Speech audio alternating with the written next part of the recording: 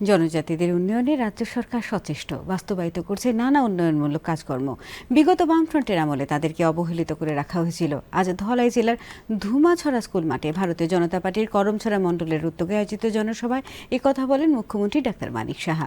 ADC নির্বাচনকে সামনে রেখে আয়োজিত এই সভায় এডিসির 28টি আসনে বিজেপির প্রার্থীরা বিপুল ভোটে জয়লাভ করবে বলে তিনি আশা ব্যক্ত করেন। সভায় অন্যান্যদের মধ্যে উপস্থিত ছিলেন বিজেপি রাজ্য কমিটির সাধারণ সম্পাদক বিপিন দেববর্মা, বিধায়ক শম্ভুলাল চাকমা, এমডিসি সঞ্জয় দাস প্রমুখ। এবং আমাদের রাজনীতি একটু অন্য ধরনের অন্যান্য পার্টির তুলনায়।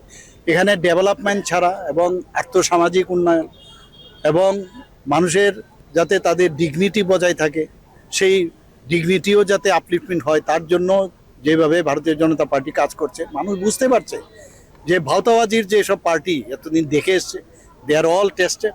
সেই কারণেই মানুষ আসছে এখানে।